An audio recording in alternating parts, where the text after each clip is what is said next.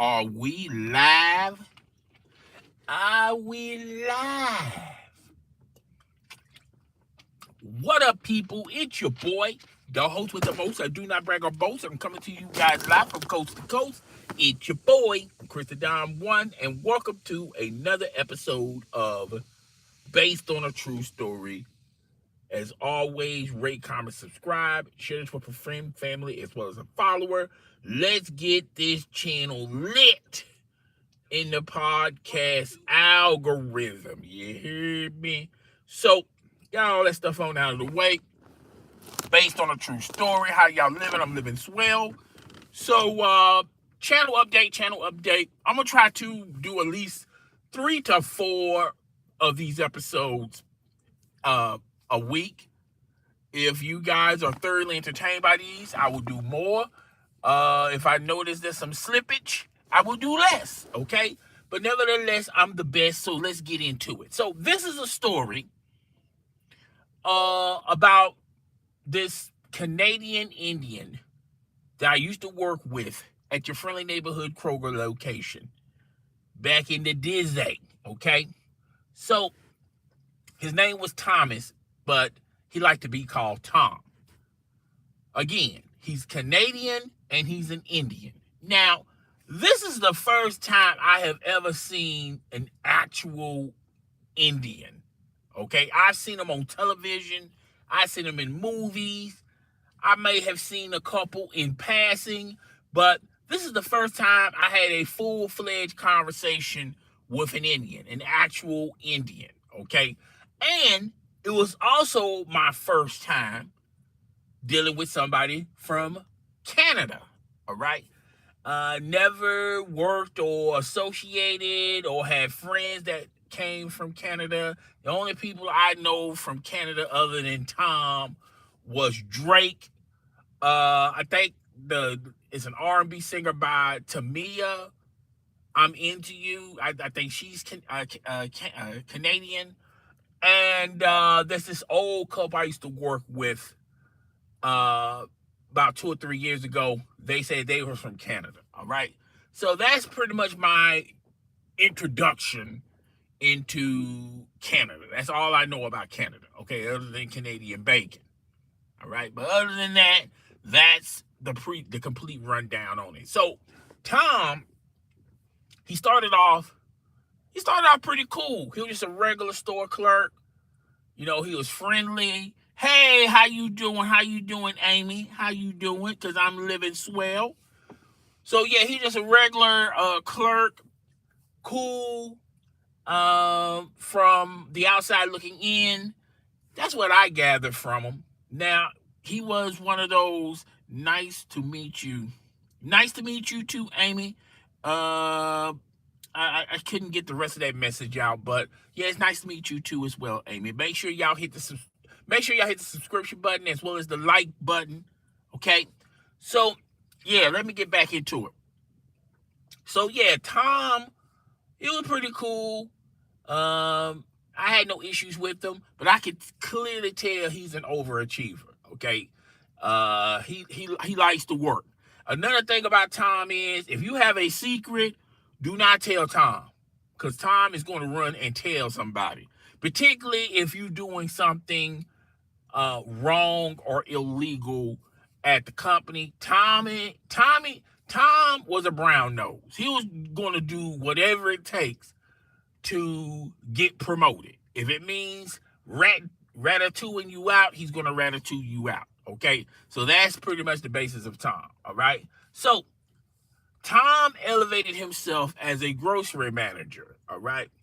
And the reason why Tom got that promotion is kind of simple. Tom, he was the only one acquiring for the position. Nobody wanted to be grocery manager. Now, the last grocery manager we had was Leon Anderson, and he retired. He got, when you get old, you don't have to work forever. So he decided to retire, okay? So that left a vacant opening, and they gave it to Tom. So Tom became our grocery manager. And, Tom he's okay long as you don't do anything illegal, or if you do something that, you know, like stealing time or anything like that. Because he was by the book. He is really by the book.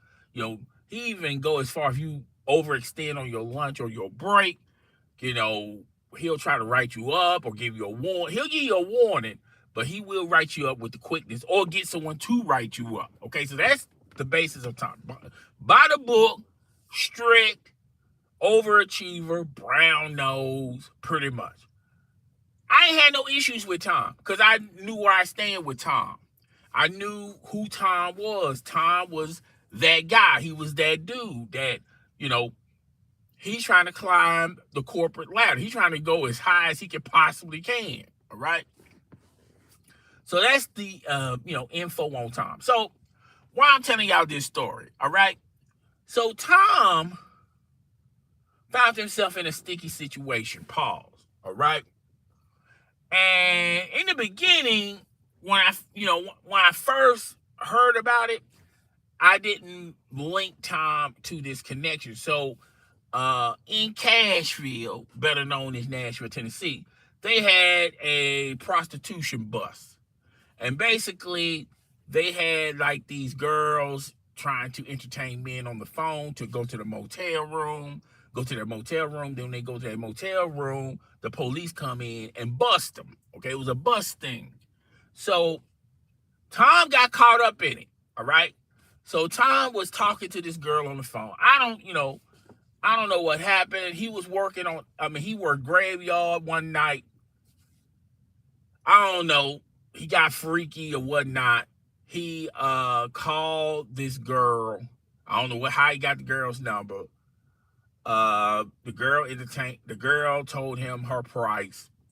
And then Tom took a lunch because he was talking to this girl nonstop. I was there, from like 11 to like almost 2 o'clock in the morning. He was on the phone heavy with this girl, okay? I thought he had a wife or a girlfriend.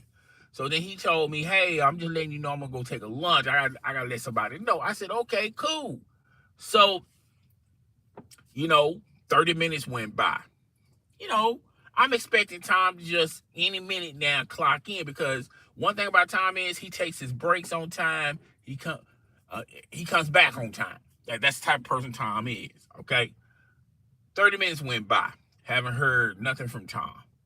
An hour goes by. Haven't heard nothing from Tom. 2 hours go by. I'm going like, okay, this is not like Tom, because I'm thinking the worst, maybe Tom got arrested, which he did, but not what I thought he was going to be arrested for. Or, Tom done got, RIP'd. I'm thinking Tom is stuck, he can't get him, so I said, look, I don't know the store manager's number. I don't even know any manager's number, but I knew Tom had a brother. So I knew somebody on the night crew that knew first of all, we tried to call Tom. He wouldn't answer his phone. So then we called his brother. We called his brother. We said, hey, Tom said he was going to take a lunch. That was like an hour. That's like over 2 hours ago. That's not like Tom. That's not like Tom. He said, okay, well, let me, see what's up. All right. Didn't hear nothing from him that whole night. So we just assumed that he's in the hospital, and he just haven't had time to call us back. Okay. So we're just, thinking the worst that way. We didn't think that he RIP'd. Okay. So next day go by. Tom comes back to work. This time Tom is kind of, shook, kind of a little scared, like he's scared something is about to come down. It's going, he was in that type of mode.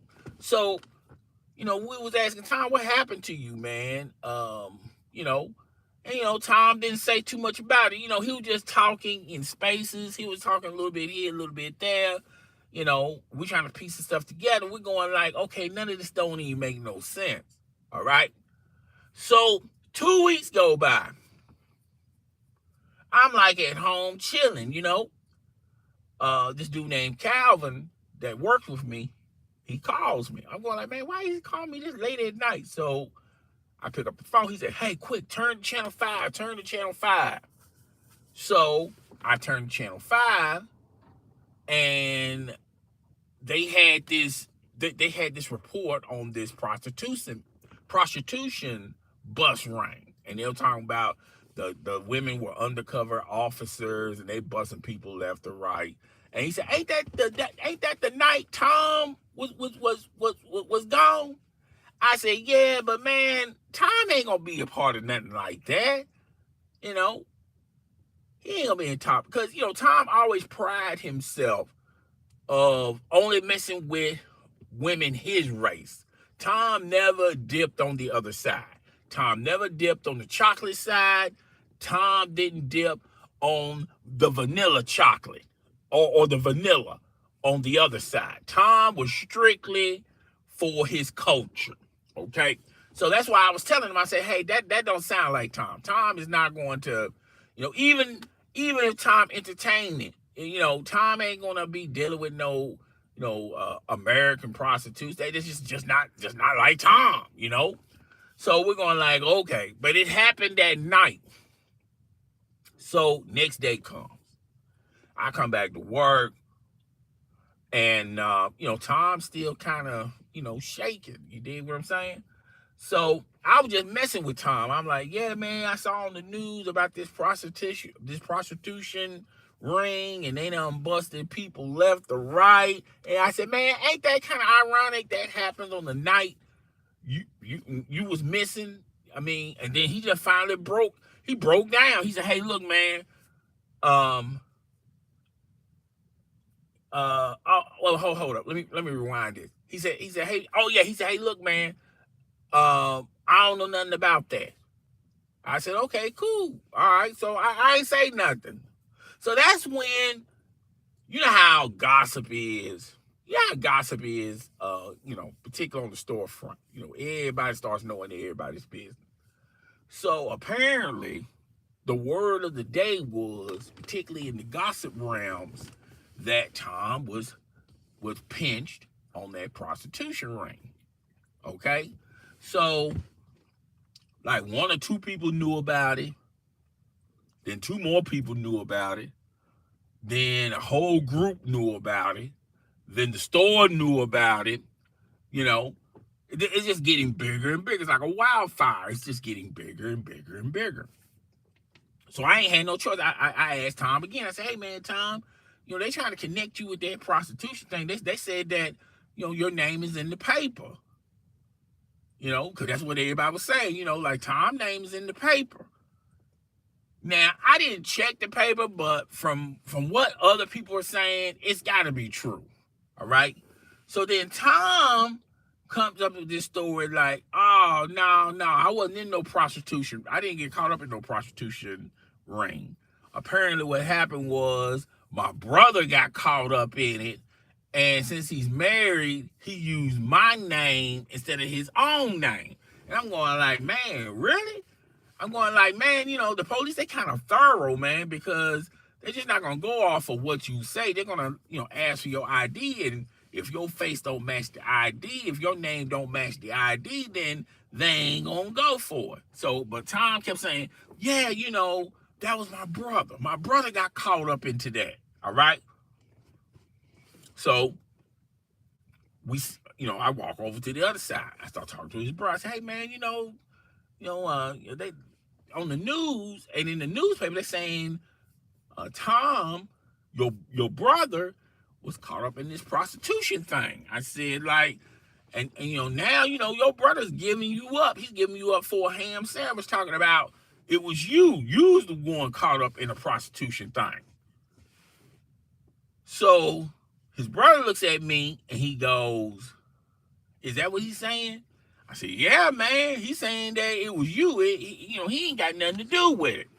Next thing I know, he leaves me, going on the other side of the store. I see him and Tom, talking back and forth, I'm not paying it no huge attention, And then Tom, okay, once the truth came out, because at that time, y'all gotta realize, at that time, Kroger was notoriously known for just writing you up on anything that makes them look bad. Like, for example, if you commit a crime and they show your mug shot on TV and you got and people know that you work for Kroger, that puts them in a bad light. So they're gonna write you up, or you might lose your job. So basically, the truth came out. Tom couldn't just keep running around talking about, oh, that's my brother. My brother did that. No, he can't say that because now the truth has came out. You know, uh, you know, uh, you know, particularly Kroger, they're going to get that police report, and they're going to find out it was you that was hemmed up. All right. So now they're connecting the dots. It was actually Tom. They called Tom to the office, and then they wrote Tom up. Now, it's clever how they did it because they didn't want to look bad. Because, see, y'all got to remember, Tom was the manager's pick. The managers really, liked Tom, had no issues with Tom. Okay? That's who they wanted for their position anyway. And to save Tom and his career, they wrote him up, but they didn't specify why they was writing him up. They just, left it as is. So Tom basically got rolled up for messing around with a prostitute. Now, when everyone found out the truth, everyone had a new perspective of Tom. A lot of people, before that, if you would have said Tom, buys prostitutes, you're gonna say, no, that's not true. That's not the Tom I know. All right. So yeah, that was a